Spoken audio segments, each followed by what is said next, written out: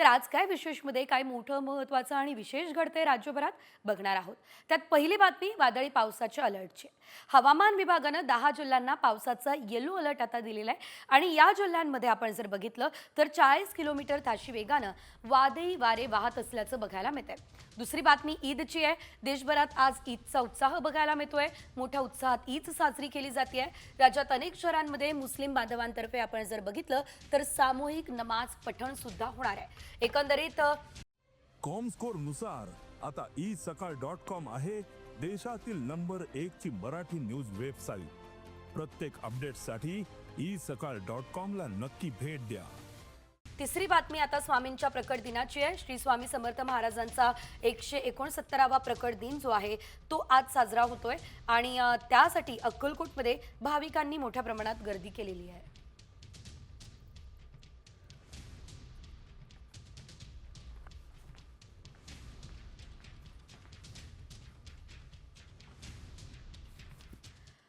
तर आज काय विशेषमधली पहिली विशेष बातमी आपण बघूया. तर ती बातमी देखील आहे पावसासंदर्भातली, कारण आपण बघतोय राज्यात ऊन तापतंय. मात्र असं असताना बेमोसमी पावसाचंही संकट आहे. राज्यात वादळी वाऱ्यासह मेघगर्जनेसह पाऊस होणार आहे, त्यामुळे शेतकऱ्यांसमोर संकट निर्माण झालंय. हवामान विभागानं 10 जिल्ह्यांना पावसाचा येलो अलर्ट दिला असल्याचं देखील एकंदरीत आपल्याला बघायला मिळतंय. ही बातमी निश्चितच महत्त्वाची म्हणावी लागणार आहे. तर 40 किलोमीटर ताशी वेगानं वादळी वारे वाहण्याचा अंदाज आहे. शेतकऱ्यांना त्यांचं धान्य सुरक्षित ठिकाणी ठेवण्याच्या सूचना देण्यात आलेल्या आहे. कोणत्या जिल्ह्यात पावसाचा येलो अलर्ट आहे बघूयात. पालघर, ठाणे, सिंधुदुर्ग, कोल्हापूर, सातारा या ठिकाणी पावसाचा इशारा दिलेला आहे. सांगली, अहिल्यानगर, नाशिक, धुळे आणि नंदुरबारमध्ये सुद्धा पावसाचा इशारा आहे.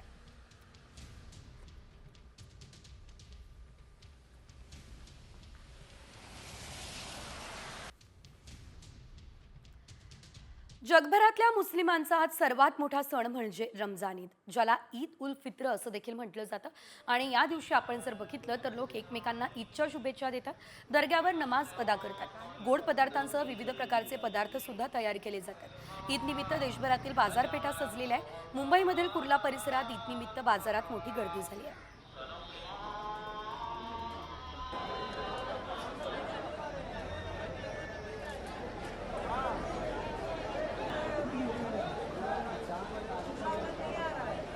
संपूर्ण राज्यभरात आपण जर बघितलं तर रमजान ईदचा उत्साह आपल्याला बघायला मिळालेला आहे.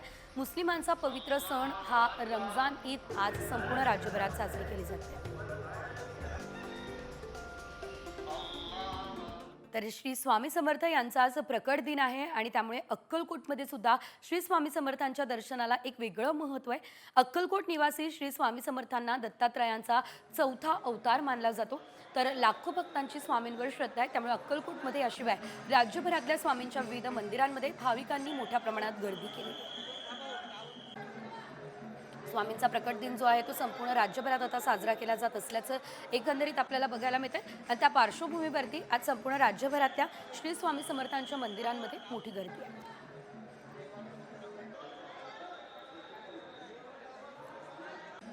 तर श्री स्वामी समर्थ यांचा आज प्रकट दिन आहे आणि त्यामुळे अक्कलकोटमध्ये सुद्धा श्री स्वामी समर्थांच्या दर्शनाला एक वेगळं महत्त्व आहे. अक्कलकोट निवासी श्री स्वामी समर्थांना दत्तात्रयांचा 4था अवतार मानला जातो. तर लाखो भक्तांची स्वामींवर श्रद्धा आहे, त्यामुळे अक्कलकोटमध्ये याशिवाय राज्यभरातल्या स्वामींच्या विविध मंदिरांमध्ये भाविकांनी मोठ्या प्रमाणात गर्दी केली. स्वामींचा प्रकट दिन जो आहे तो संपूर्ण राज्यभरात आता साजरा केला जात असल्याचं एकंदरीत आपल्याला बघायला मिळतंय. आणि त्या पार्श्वभूमीवरती आज संपूर्ण राज्यभरातल्या श्री स्वामी समर्थांच्या मंदिरांमध्ये मोठी गर्दी आहे.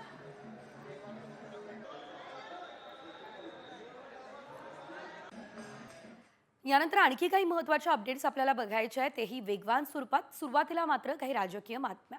उद्धव ठाकरे नाशिकमधून आगामी स्थानिक स्वराज्य संस्थांच्या निवडणुकीचं रणशिंग फुंकणार असल्याचं बघायला मिळतंय. याशिवाय उद्धव ठाकरे 16 एप्रिल रोजी नाशिकच्या दौऱ्यावर येत आहे. नाशिकमध्ये 1 दिवसीय शिबिराचं आयोजन करण्यात आलं. विधानसभा निवडणुकीच्या पराभवानंतर ठाकरे प्रथमच नाशिकच्या दौऱ्यावर येत आहेत.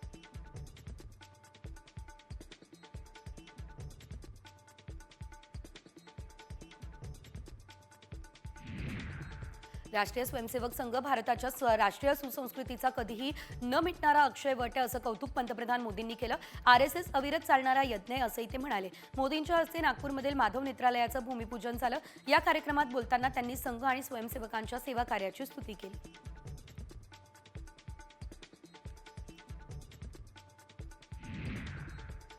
पंतप्रधान नरेंद्र मोदींनी दीक्षाभूमीला भेट दिली आहे. यावेळेस त्यांनी संदेशही लिहिलाय. दीक्षाभूमीमध्ये येण्याचं मला सौभाग्य प्राप्त झालं, ज्यामुळे मी प्रभावित झालोय. दीक्षाभूमी आम्हाला गरीब वंचितांचा समान अधिकार आणि न्यायाच्या व्यवस्थेसोबत पुढे जाण्याची ऊर्जा प्रदान करतो असं देखील त्यांनी या संदेशात नमूद केलं. एकनाथ शिंदे आणि शिंदे सेनेच्या आमदारांना डिवचणारं बॅनर कलानगरमध्ये लावलंय. गद्दारीचा सत्तेचा माज करू नको गाढवा, आम्ही साजरा करतोय स्वाभिमानी मराठी माणसांचा गुढीपाडवा या आशयाचं हे बॅनर आहे. ठाकरे गटाच्या अखिल चित्रे यांनी हे बॅनर लावलं. यावरून नवीन वाद निर्माण होण्याचीही चिन्ह आहे.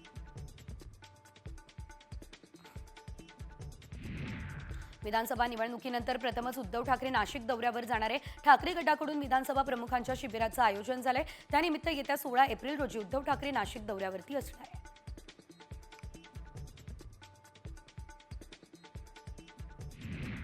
वांद्रे पूर्व विधानसभेचे ठाकरे गटाचे आमदार वरुण सरदेसाई यांच्या वांद्रेतील जनसंपर्क कार्यालयाचं उद्घाटन झालं. माजी मुख्यमंत्री उद्धव ठाकरे यांच्या हस्ते या जनसंपर्क कार्यालयाचं उद्घाटन झालंय. यावेळेस रश्मी ठाकरे आणि आमदार आदित्य ठाकरे देखील उपस्थित राहिले.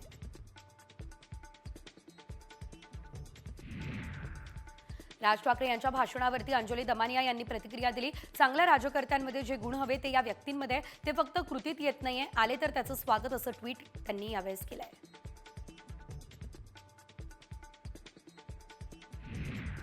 औरंगजेबाच्या कबरीवरील सजावट काढून टाका ही मागणी राज ठाकरेंनी केली. हा आमचा इतिहास आहे. अफजल खानाला शिवाजी महाराजांना विचारून पुरल्याचं यावेळेस राज ठाकरे म्हणाले.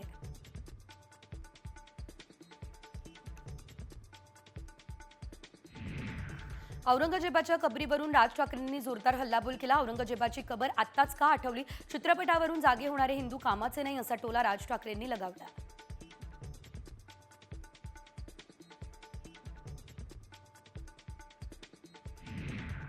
लाडकी बहीण योजना बंद होणार असं भवितव्य राज ठाकरे यांनी व्यक्त केलेलं आहे. लाडकी बहीण योजनेमुळे राज्यावरती 63,000 कोटींचं कर्ज झालंय आणि राज्याचे प्रश्न सोडवाल तर फडणवीसांना पाठिंबा देणार असंही ते बोलले.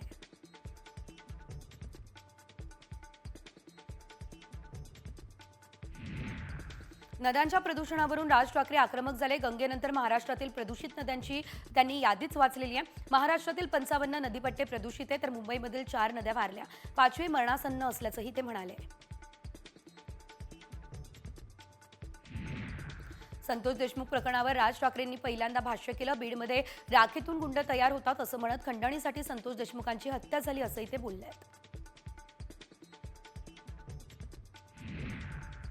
राज ठाकरेंनी लावरे तो व्हिडिओ असं म्हणत गंगेची दुरावस्था दाखवली आहे. घाटावर प्रेत जाळून गंगेत टाकतात हा कोणता धर्म? आपल्या देशात नद्या मोठ्या प्रमाणावर दूषित आहेत असं म्हणत गंगा प्रदूषणावरून राज ठाकरेंनी हल्लाबोल केलेला आहे.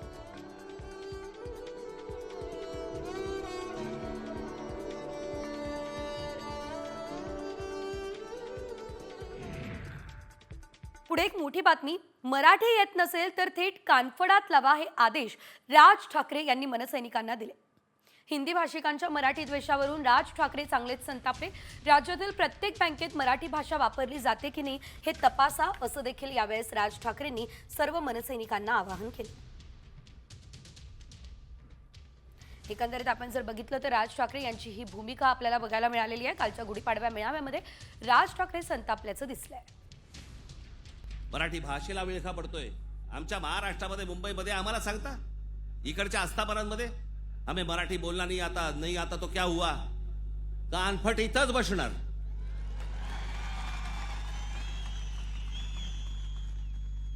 फालतू देशबीस सांगायचं नाही आम्हाला.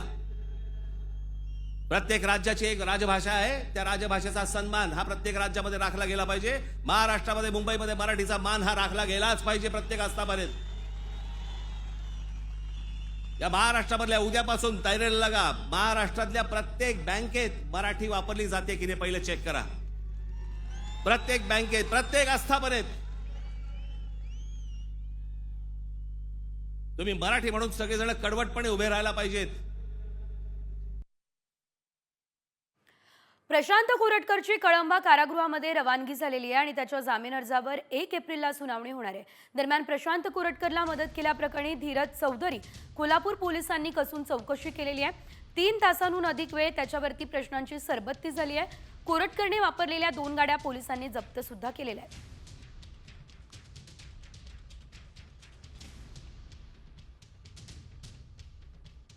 प्रशांत कोरटकरची कळंबा कारागृहामध्ये रवानगी झालेली आहे आणि त्याच्या जामीन अर्जावर 1 एप्रिलला सुनावणी होणार आहे.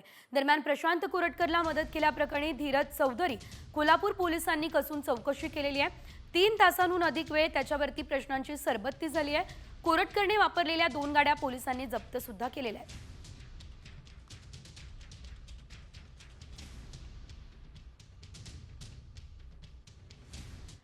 आणि यानंतर पुढे राज्यभरातल्या बातम्यांचा घेऊयात वेगवान आढावा. गोकुळने दूध उत्पादकांना गुढीपाडवा भेट दिलेली आहे. गोकुळकडून गाय दूध खरेदी दरामध्ये 2 रुपयांची वाढ झाली आहे. त्यामुळे गाय दूध खरेदी दर प्रति लिटर 32 रुपये झालाय. 1 एप्रिलपासून ही दरवाढ लागू होणार आहे.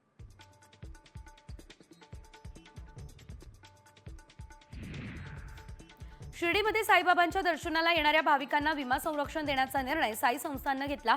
साई भक्तांनी दर्शनाला येण्याअगोदर साई संस्थानच्या अधिकृत वेबसाईटवर आपली नोंदणी करणं बंधनकारक असल्याचं म्हटलं. घरातून निघाल्यापासून साई मंदिरामध्ये दर्शन करेपर्यंत काही अप्रिय घटना घडली तर 5 लाखांपर्यंतचं विमा संरक्षण सुद्धा मिळणार आहे. पंढरपूरच्या उपरी गावच्या हनुमान मंदिरामध्ये पंचांग वाचन करण्यात आलेलं आहे. यावेळेस यंदाचा पाऊस धोब्याच्या धरी असून यावेळेस धनधान्य चांगलं पिकेल, परंतु यंदा रोगराई वाढेल अशी भाकणूकही झाली. एकमेकांमधील कटुता दुरावा नष्ट व्हावा म्हणून कडुनिंबाचा मोहोर, गूळ आणि खोबरं यांचं एकत्र प्रसादाचं वाटपही करण्यात आलं.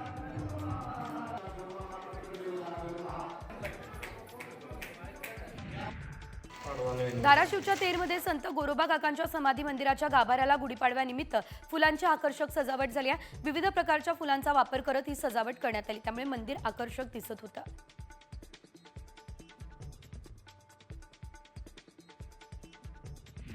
साताऱ्यातील शिखर शिंगणापूरमध्ये शंभूदेवाच्या यात्रेला सुरुवात झाली आहे. यात्रेमध्ये शंभू महादेवाच्या कवडीची उभारणी सुद्धा करण्यात आलेली आहे. यावेळेस विविध नद्यांचं पाणी आणून शंभू महादेवाचा अभिषेक केला जातोय. यात्रेचं आकर्षण असणारा मुंगी सोहळा पाहण्यासाठी नागरिकांनी गर्दी केली आहे.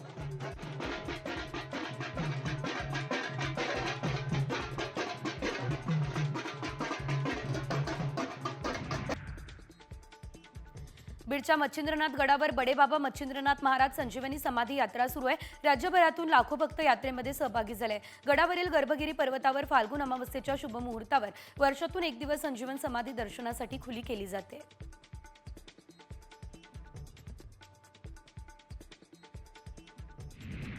ठाण्याच्या तिन्हात नाक्यावरील वाहतूक कोंडीचा प्रश्न सोडवण्यासाठी MMRDAने पुढाकार घेतला. या भागात 235 कोटी खर्च करून यू आकाराचा पूल उभारण्यात येणार आहे. त्यामुळे ठाणेकरांचा प्रवास सुकर होईल असा दावा केला जातोय.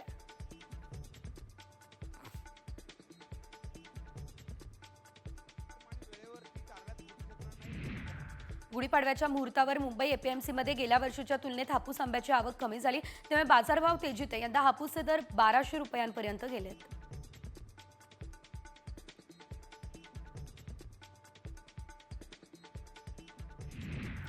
पालघरच्या वाडा तालुक्यातील अतिदुर्गम भागातील गारगावात चक्क बोलणारा कावळा आढळला. एका आदिवासी कुटुंबानं हा कावळा पाळलाय. हा कावळा इतका माणसळलाय की चक्क माणसाप्रमाणे तो बोलतोय. मंगळ्या मुखणे यांच्या घरी 3 वर्षांपूर्वी लहान पिल्लू असताना या कावळ्याला आणलं होतं. सांग बाबा.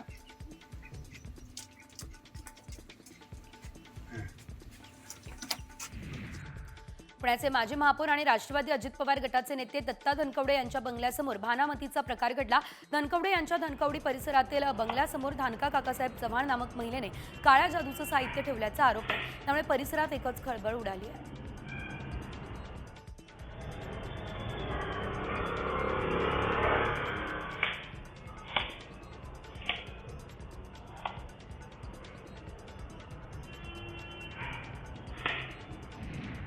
साध्वी प्रज्ञा सिंह यांचा मालेगाव दौरा रद्द झाल्याची माहिती साम टीव्हीला सूत्रांनी दिली. प्रकृतीच्या कारणास्तव साध्वींचा दौरा रद्द झालाय. रमजान सुरू असल्यानं मुसलमान संघटनांनी साध्वी प्रज्ञा सिंह यांच्या दौऱ्याला आधीपासूनच विरोध केलेला आहे.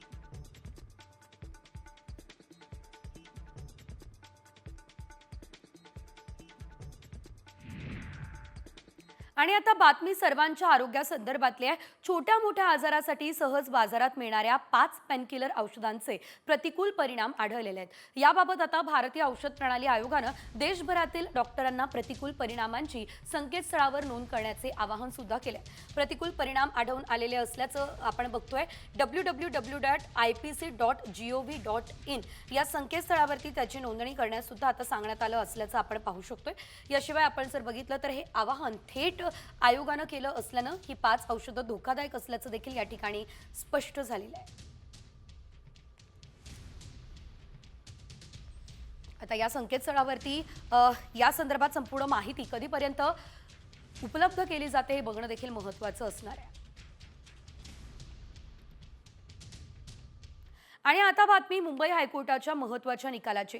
मेडिक्लेमची रक्कम मोटार वाहन कायद्याअंतर्गत देण्यात येणाऱ्या भरपाईमधून वजा केली जाणार नाही असा महत्त्वाचा निर्णय मुंबई हायकोर्टानं दिलेला आहे. एका प्रकरणामध्ये अपघातामुळे झालेल्या वैद्यकीय खर्चासाठी ही भरपाई जी आहे ती देण्याचे आदेश मोटार अपघात दावे न्यायाधिकरणानं विमा कंपनीला दिले.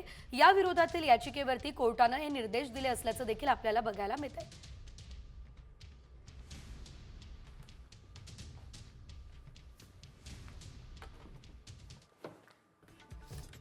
किसान क्रेडिट कार्डची मर्यादा 5 लाख करण्यात आली आहे. आर्थिक वर्ष 2025-26 मध्ये नवीन नियम लागू झालेला आहे. किसान क्रेडिट कार्डद्वारे शेतकरी बियाणे, रासायनिक खते, कीटकनाशके, कृषी वस्तूंच्या खरेदीसाठी कर्ज घेता येणार आहे.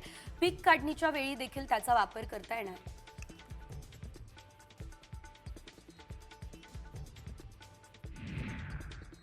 शिर्डी विमानतळावर नाईट लँडिंग सुविधा सुरू झाली आहे. हैदराबादहून 60 प्रवाशांचे पहिले विमान शिर्डी विमानतळावर दाखल झाले. माजी खासदार सुजय विखेंनी प्रवाशांचे फुल आणि साईबाबांचा प्रसाद बुंदी देऊन स्वागत केले. नाशिक या ठिकाणी होणाऱ्या आगामी कुंभमेळ्यासाठी शिर्डी विमानतळ केंद्रबिंदू असणार आहे.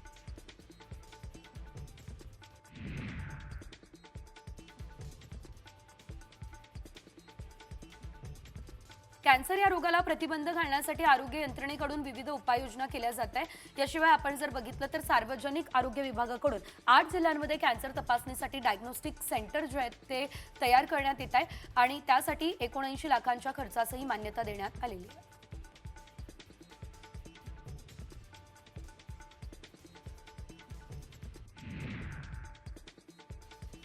जळगावच्या पाचोऱ्यामध्ये एका वाहतूक पोलिसाचा ट्रक चालकाकडून पैसे घेतानाचा व्हिडिओ मोठ्या प्रमाणात व्हायरल झाला असल्याचं देखील आपल्याला बघायला मिळालेलं आहे. याशिवाय आपण जर बघितलं तर हा कर्मचारी पाचोरा पोलीस ठाण्यात कार्यरत असल्याची माहिती आहे. तरी त्याची ओळख अद्याप स्पष्ट नाही आहे. या प्रकरणाची दखल घेत वरिष्ठ पोलीस अधिकाऱ्यांकडून पुढील कारवाई काय होते याकडे सर्वांचं लक्ष लागलेलं आहे.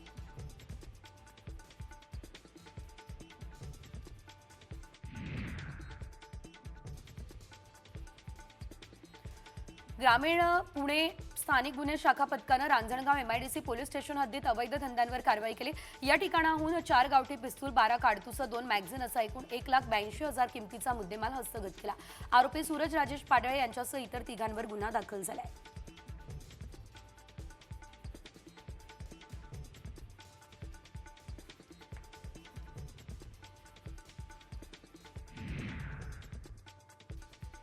कल्याण स्टेशनचा पाणी पुरवठा खंडित करण्यात आलाय. 4,41 लाख रुपये पाणीपट्टी थकवल्यानं कल्याण स्टेशनला पाणी पुरवठा करणारी पाईपलाईन ही महापालिकेने बंद केली. वारंवार नोटिसा देऊन देखील रेल्वेने थकीत रकमेचा भरणा केला नसल्याची बाब समोर आली.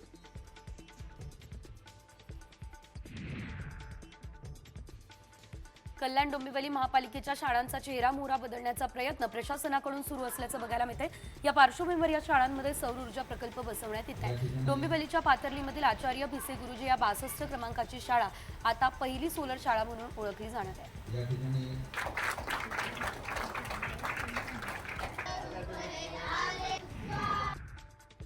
गुढीपाडव्याच्या शुभमुहूर्तावरती APMC बाजारात आंब्याची मोठी आवक झाली आहे. तब्बल 50,000 पेट्या दाखल झाल्या. आजच्या मुहूर्तावर युरोप आणि अमेरिकेमध्ये कांदा निर्यातीला सुरुवात झाली आहे. गुढीपाडव्याचा मुहूर्त साधत शेतकरी मोठ्या प्रमाणात आंबा मार्केटमध्ये विक्रीसाठी पाठवतात. महाराष्ट्रामध्ये कृषी संस्कृतीनुसार गुढीपाडव्यापासून नवीन वर्षातील शेतीच्या कामांना उत्साहात सुरुवात होते. यवतमाळ जिल्ह्यातील शेतकऱ्यांनी परंपरेनुसार खरीपाच्या हंगामाची सुरुवात केली. गुढीपाडव्यापासून बैलजोडीची विधिवत पूजा करून खरीपाच्या हंगामाला सुरुवात झाली.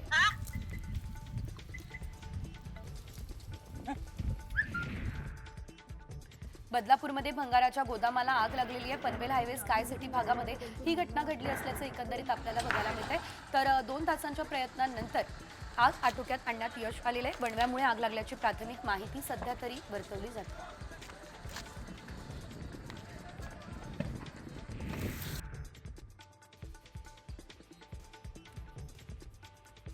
नागपूरच्या गिरिराज स्पिनिंग मिलमध्ये आग लागली असल्याचं बघायला मिळालेलं आहे. त्याशिवाय आपण जर बघितलं तर 40 ते 50 कोटींचं नुकसान यामध्ये झालं. जिनिंग प्रेसिंग मशीनमधून शॉर्ट सर्किट होऊन आग लागल्याचा अंदाज आहे. आगीमुळे परिसरातील लोखंडी खांब देखील तापमानामुळे वितळले.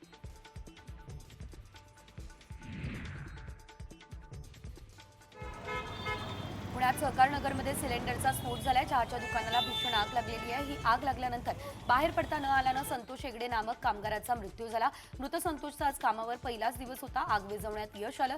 गॅस लीक झाल्यानं सिलेंडरचा स्फोट झाला असल्याची माहिती सध्या मिळते.